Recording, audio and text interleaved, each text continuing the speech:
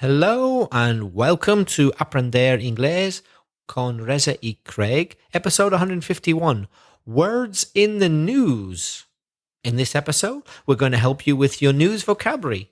Do you listen to the news? Are you confused with those long words they use on the BBC? We'll help you understand them in this episode of Aprender Inglés con Reza y Craig.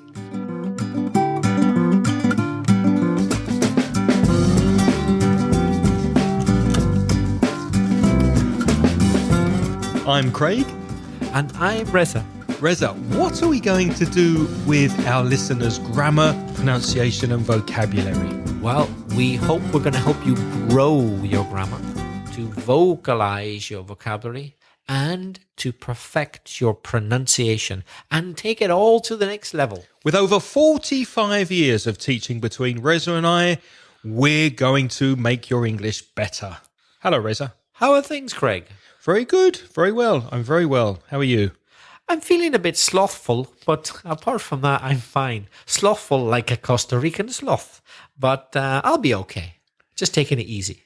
Take it easy. Don't stress. Do we have any feedback this week before we start speaking about words in the news?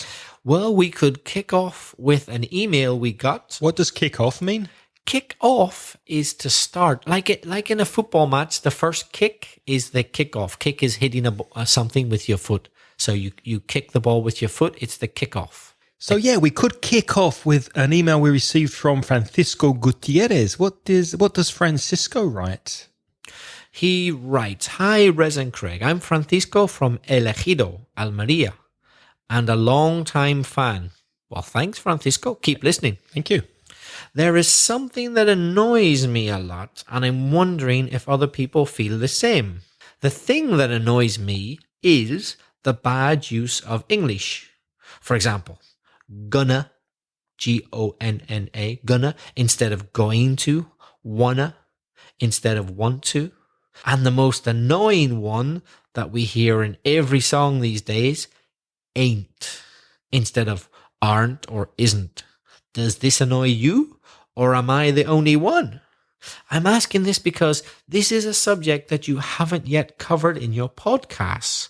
I would love if you could speak about this subject. Kind regards, Francisco Gutierrez. He's right. It's true. We haven't spoken about this, have we? It's true. We haven't. We ain't done a thing about it yet, Craig. We ain't. No, we ain't done nothing. What's your opinion? Well, it doesn't annoy me, Francisco. It doesn't annoy me, but I wouldn't use ain't a lot. I probably do say gonna and wanna, but I don't make an effort to say it. Whenever a native speaker is speaking in normal speech, it just comes out that way. That's the way it comes out. Do you teach that to your students? I teach them to be familiar with it, but I don't teach them to attempt it. No, I don't think it's a good idea to try and get your students to practice to say it, because it sounds really artificial if you're not a native speaker, I believe. I think when the time's right, it will just happen. When you get to a high level and you start speaking very fluently, very quickly, and your connected speech becomes like a native speaker, you will start saying things like wanna, and instead of saying to, like I'm going to the bank, you will say I'm going to the bank, and it will come out as to. It happens naturally. But if I say to people, no, don't say to, say to, then they'll say something crazy like, oh, tomorrow I'm going to... And that just sounds stupid, you know what I mean? It's got to come naturally. And I think it's the same with wanna and gonna and all of that. As for the word ain't, I usually don't say ain't because ain't isn't used so widely. Ain't is more for pop music or Black American slang to be cool. Although also Cockneys in London say ain't, don't they? Yep. It is definitely used in very informal colloquial English. And I pretty much agree with what Reza said. And again, it doesn't annoy me when I hear it. What could be a problem, Francisco, is using this informal colloquial language out of context. For example, I don't know if you remember Reza, last week we got an email from Becky who asked us, the 80s girl who asked us about the tattoo. Mm-hmm. And in her email, she was very informal. She used expressions like, I wanna. She said, I wanna make sure. Congrats on the podcast, which is congratulations in a short form. She said, cause, with an apostrophe and not because. Mm-hmm. And at the end of the email, she said, thanks a lot, not thank you a lot. So the email was very informal and I did not mind. I liked it. I liked the fact that she felt comfortable to write to me in an informal style. And writing is usually more formal than spoken English. Written English is usually more formal. So I think it really depends on the interaction you're having. Be very, very careful in job interviews. Be very, very careful when you're meeting someone for the first time. If you want to make a good impression, be very careful with your English. And I agree 100% with Reza that you really need to know how to correctly speak English, and then you can begin to introduce these contractions, these wannas and gonnas, and this more informal language. So it's very much a progression. As your English gets better, you're more aware of it, and you can change your English depending on your interaction, your relationship with the person you're speaking to. I quite often write wanna and gonna, but in things like WhatsApps. Yeah, I wouldn't often write it, even in an email, although occasionally. And I don't mind if people write it to me, but particularly in WhatsApps, because time is important. Time and space, in that case, wanna, gonna, even ain't, are very useful. And we're lazy, aren't we? We like to be quick. We like to say, we like the easy way. For example, have you ever heard a Spanish person say cortao instead of cortado? Yeah. Or cuñao instead of cuñado? People are lazy, so these short forms are popular in many languages. I don't think it's bad use. I just think it's different use, and it's register, which means it depends who you're speaking to, how formal or how informal you want to be.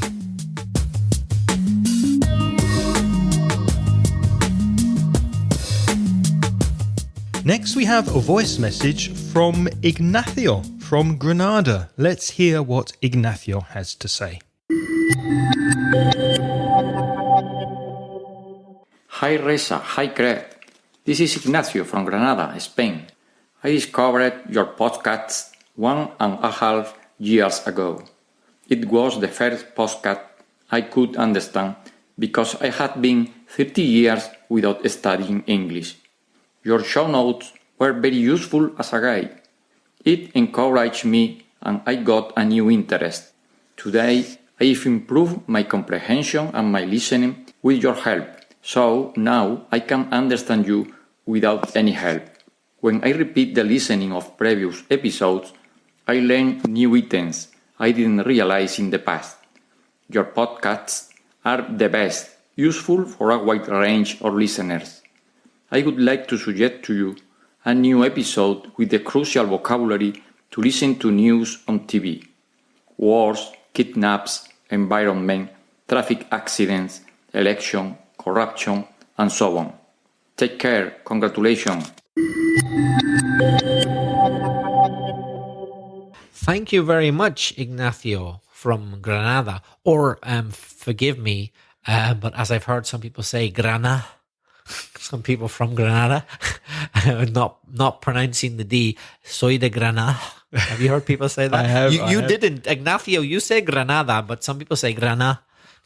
Thank you, Ignacio. It's lovely to hear from you. Thank you very much for your message. We did speak about the news back in episode 85. So for more vocabulary, you're welcome to go and listen to inglespodcast.com/85. However, we're going to look at some more vocabulary, and thank you to Ignacio for your suggestion. Just before we introduce new words, let's do a quick revision of news words from back in episode 85.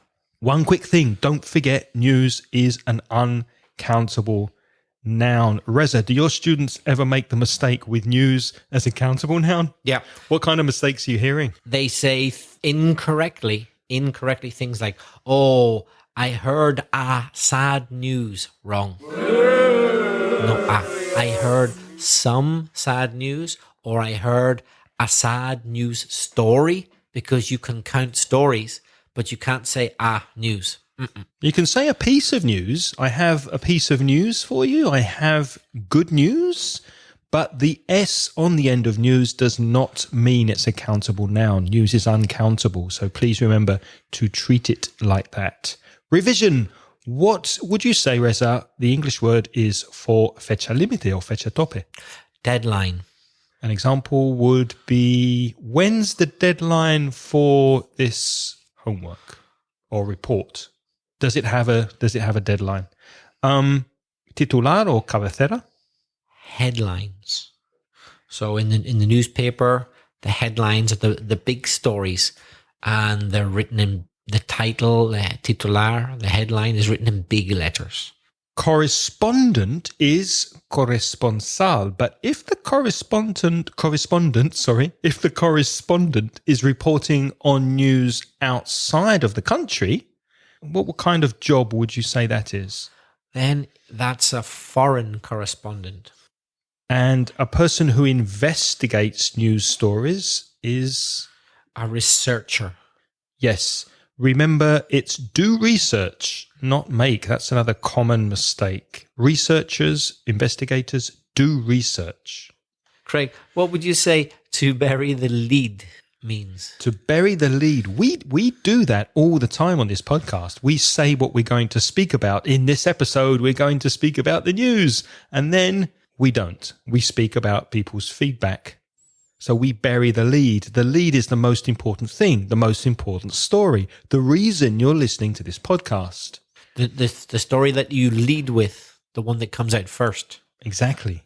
So do you think it's a good idea that we have the feedback at the beginning of the podcast? Would you prefer it at the end? And just so we go straight into the subject of the podcast? Let us know. Yeah, let us get some feedback from you. Yeah, why not? And we'll put it somewhere in the next episode. Are you happy for us to bury the lead, or would you like the lead subject, the lead story, the most important thing to be at the very beginning, and then you can stop the podcast halfway through? What does to cover a story mean? Cover is cubrir. It could be, yeah.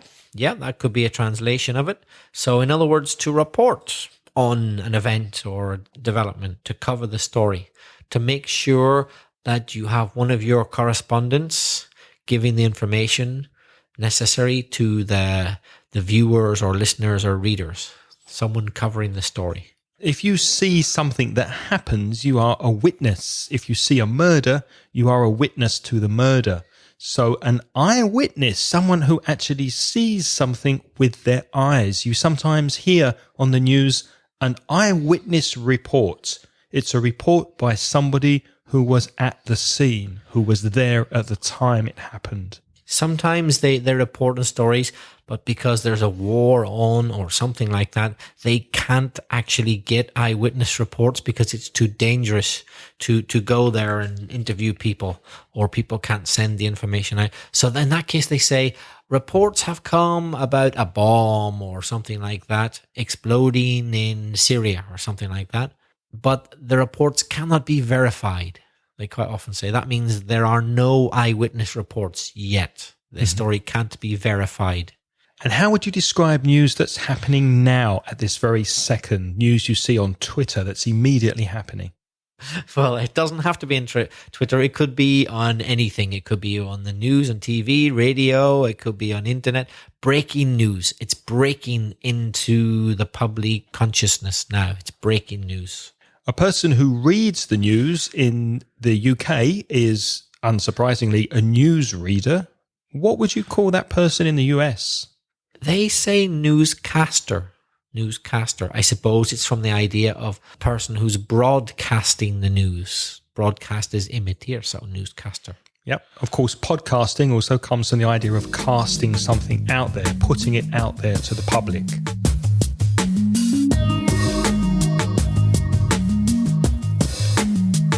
So those were words that we spoke about in episode 85. Let's look at some new vocabulary. What about to axe? A-X-E. How would you use that in news terminology? Well, an axe is una hacha, an instrument which cuts things. So if you axe something, you cut or you cancel things. For example, they often say on the news, more jobs have been axed at the Toyota plant, for example.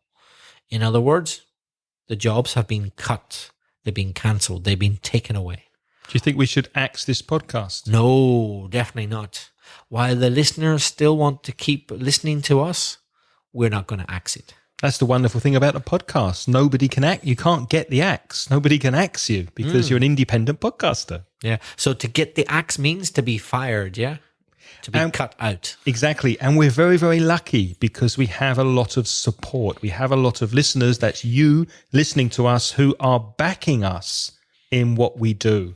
So to back is another expression you may hear in the news, which in Spanish is respaldar. For example, you could say to a colleague, will you back me if I ask for a pay rise? If I go to my boss and say, can we have more money? Will you back me? Will you support me?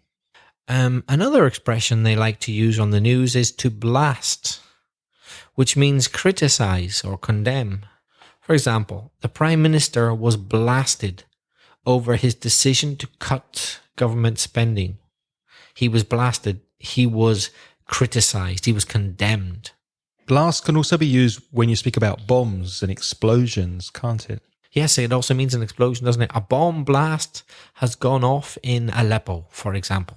And also a swear word. If you cut your finger, you're like, oh, blast. Yeah, that's right. Yeah, I haven't heard that in a while. It's quite an old-fashioned one, isn't it, as a swear word? It's something my parents might say. What's another word for increase that may be used in the news? Boost is a common word. That's BOOST. For example, a huge boost in the economy, a huge increase. An economical boost, you may hear. Another word for success is breakthrough. So, for example, there's been a breakthrough in the fight against cancer. So there's been a fantastic revolutionary discovery or success in something, a breakthrough. Another word you will hear in the news a lot is clash. It can be a noun or a verb, a clash, to clash. A clash is a disagreement, a fight. For example, famous author clashes with her publicist. She disagrees. She fights. Or pro-government and anti-government troops have clashed in the capital. Crackdown is another compound noun. Crack, C-R-A-C-K, and down, crackdown. It means to control or to purge is a similar word. For example, police crack down on drugs. You may see that headline or hear that on the news. It means that police are trying to push down or control drug trafficking. So there's been a crackdown, or police are cracking down on drugs. Yeah, in other words, they're getting a lot stricter about it. Maybe they haven't been so strict before, but now with the crackdown, they're going to be very strict about it. Maybe you just say apretar, perhaps, in Spanish, something like that. Yeah. What about the word face? Because face is cara, but if used as a verb, which you may hear in the news, we need to face facts. What does that mean? To face, to confront, which sounds a bit like the Spanish, afrontar, to confront. Mm-hmm. In other words, to address an issue or a problem, even though you don't want to, or it's not going to be nice, you have to do it. You have to face it. And there's a nice expression, to face the music. We use a lot in English. That means, although you're going to be nervous, you don't want to do it like someone in a theater, perhaps, where music's playing. You got to do it. You got to go out there and perform. You have to face the music. Do what you have to do. Another common expression is let's face it, which means let's be honest. Ser sincero. For example, let's face it, he's terrible at his job. Be honest with me. Let's face it, he deserves to be sacked. Fury and outrage are words you might hear in the news to express extreme anger. For example, you might read in a newspaper, fury as police arrest famous footballer, or outrage as killer is set free. And those are very good examples of newspaper or internet headlines where they're not complete sentences. Really, if we said fury as police arrest famous footballer, it's really short for there was fury when the police arrested a famous footballer. But that's a lot of words. So we reduce it down to fury as police arrest famous footballer. Another expression you may hear, to go on the rampage. Rampage, R-A-M-P-A-G-E. It means to cause chaos or to riot. For example, Russian football fans go on the rampage after a soccer match. They go crazy, they go mad, they start violently hitting people and causing chaos. To go on the rampage.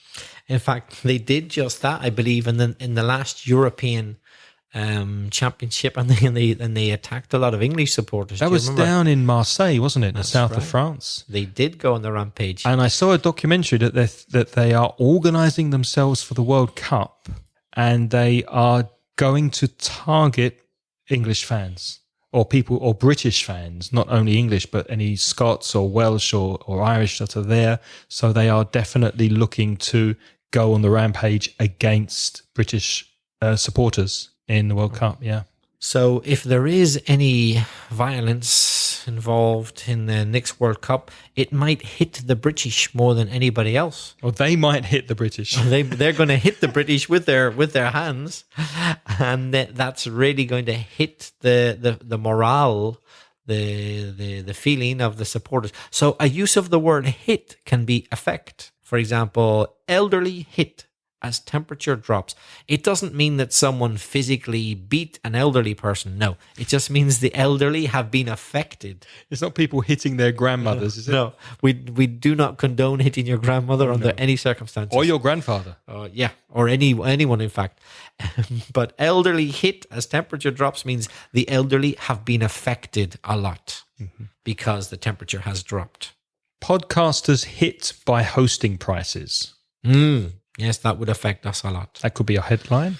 Another word for a request is a plea. It's a very strong request. I think it's súplica in Spanish. P-L-E-A.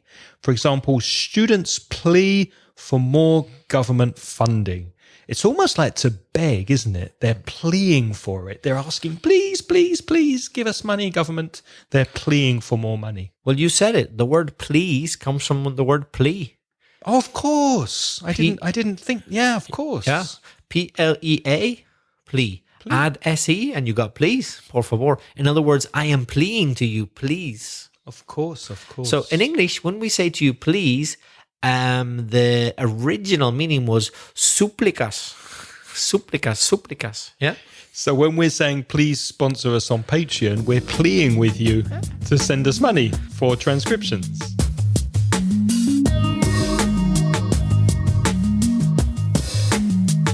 Got one more word which is quite common in the news, which is pledge. For example, Valencia City Council pledges better transport service. Pledges. It promises. Yeah, right. That's going to happen. Yeah. Well, they do once in a while for special events, like when it's Fallas or something like that, or when it's San Juan, you know. Yeah, everyone goes to the beach. They have extra buses, but it doesn't last long, does it? It's usually just temporary. You've lived in a few different places, a few different cities. How do you rate Valencia's transport system compared to other cities of similar size? By day, very good. And by night, not so good. It finishes too early. It's very hard to get a bus or a metro after about 10:30, which is very early. Especially for a city that likes to go out and likes nightlife. Yeah. What about price? I think it's good value. It is cheap for price. It's very good value. I mean, compared to somewhere like London, Valencia is a bargain, una ganga, you know. But Madrid is even cheaper, you know. You go even further, your money gets you a further distance in Madrid than it does in Valencia, by the way. Yep. Speaking of bargains and good value for money, would you like to have a personal English teacher at a very low price and study in your time on Skype at your convenience? Our sponsor's called italki, and it's a website for finding a language teacher to suit your needs, timetable, and to suit your pocket. We are proud to announce italki as our sponsor because Reza and I have both tried their service. We're very happy with it. Reza was doing French, I was doing Spanish. We hooked up, which means we connected with teachers online, and we had personal lessons over Skype. If this is something that you would consider for yourself to improve your level of speaking, then go to inglespodcast.com/italki, and there you will find 100 free credits that italki are generously offering listeners of this podcast just to get you started, just to get you used to the system. And it probably is one free lesson with a teacher of your choice. Again, inglespodcast.com/italki. And we'd like to thank italki for sponsoring Aprender Inglés con Reza y Craig. Any more words connected to the news, Reza? Yes, we've got a few more verbs and nouns which often come up. Probe is often used in the news. It's a very useful word because it can be used to say a lot with just one syllable. For example, probe into paintings missing from museum. Probe into. That means someone, maybe the police or maybe a commission, is investigating what happened. It's a probe, to investigate, or the noun, an investigation, a probe. And another verb that's useful is to purge, Purge, to purge, to control or to crack down or to get rid of something. I think in Spanish it's purgar algo, so to purge something of something. An example would be there's been a purge on illegal drug use in Valencia. So the police have cracked down, that we had before. So the police have cracked down on drug dealers and drug users in Valencia in an effort to purge the city of illegal drugs, to get rid of, deshacer, these illegal drugs. That's to purge. It's also very commonly used in politics. So when they talk about politics on the news, if they talk about a purge, it means that in a political party, one faction has attacked the other or wants to get rid of people who don't agree with them. So the party is purged. Anybody who doesn't agree with the dominant thought is got rid of. And the verb to quit, Quit, you may have heard that in American English in the sense of to stop, because in British English we'd say stop smoking, but in American English they might say quit smoking or quit drinking, which means to stop. But it can also mean in the news and other contexts as to leave a post or a position, to resign from a job. For example, the politician quits the education post. He leaves it. Obviously, he stops doing it, but he leaves the job. Dejar. To raid or a raid or to swoop or a swoop is an attack. For example, police raid houses looking for terrorists. Police swoop on drug den. What's a drug den? A drug den. Den is like, when I think of den, I think of animals because some animals live in a den. It's a very dark, dirty, cutre, which is like dingy in English, kind of place that's very suspicious. So the idea of a drug den is where criminals are making drugs or storing or selling drugs. And it's a very dark, depressing and suspicious place. So the police raid or they swoop on places like that. So places which are normally hidden are attacked. Sometimes the police or the government reform things. So they might reform bureaucracy. They might reform a law, for example. You can use the phrasal verb shake up. Shake up. So there's been a shake up in police bureaucracy, or there's been a shake up in the education system. It's been changed, it's been improved, it's been reformed. To slam is a word you'll get in the news a lot. It means to criticize. For example, Prime Minister slammed for backing the US. In other words, the Prime Minister has been criticized for backing the US. Political parties slammed for leaving Europe. To snub is to avoid or to fail to meet. For example, the Spanish Prime Minister snubs President. Let's say the President of the USA wanted to meet the Spanish Prime Minister, but he said, no, I don't want to meet you. It's not very likely, but you never know.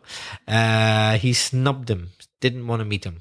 It's almost like to turn your nose up at someone, isn't it? If you turn your nose up, you think you're better than them.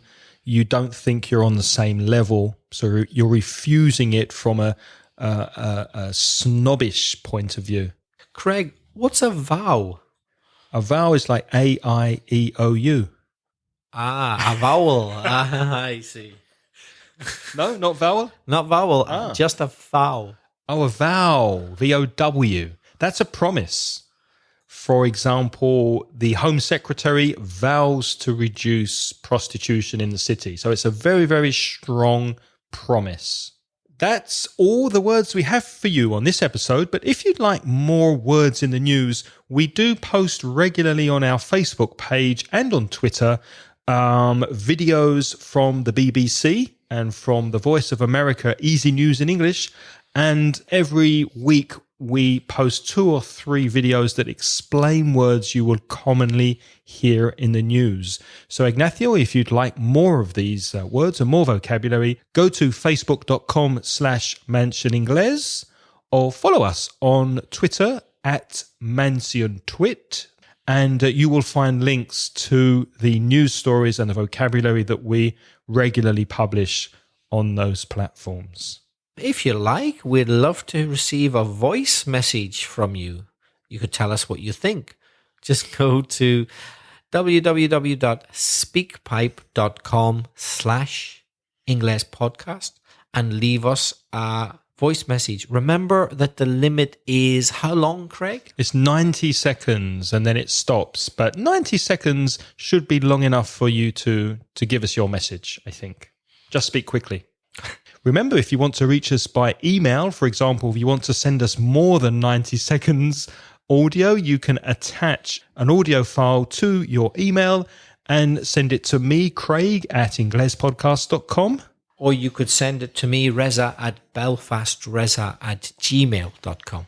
And as always, for more detailed show notes, go to patreon.com/Ingles podcast. We'd like to thank our lovely sponsors who are Lara, Carlos, Zara, Mamen, Juan, Sara Jarabo, Cory, Manuel, Jorge, Raúl, Rafael, Manuel Tarazona, Maria Reidemann, Maite, Lorena, Pedro, Ana, and our latest sponsor, Maria Gervati or Gervati. I'm not sure. Anyway, thank you so much. And a huge thanks again to Arminda from Madrid for continuing to do the transcriptions for us.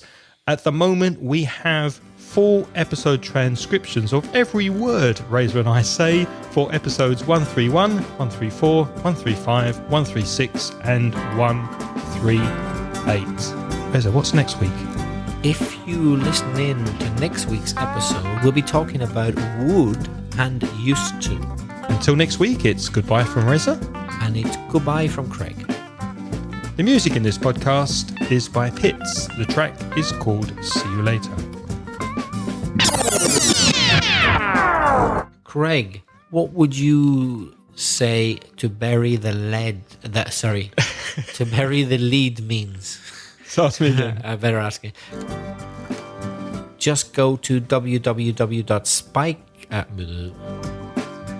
We're going to help you grow your grammar, vocalize your vocabulary, and do something with your pronunciation. Perfect. Perfect your We pronunciation. want perfection. We want perfect pronunciation from you. Let's do that again. I forgot our own slogan. Ask me again.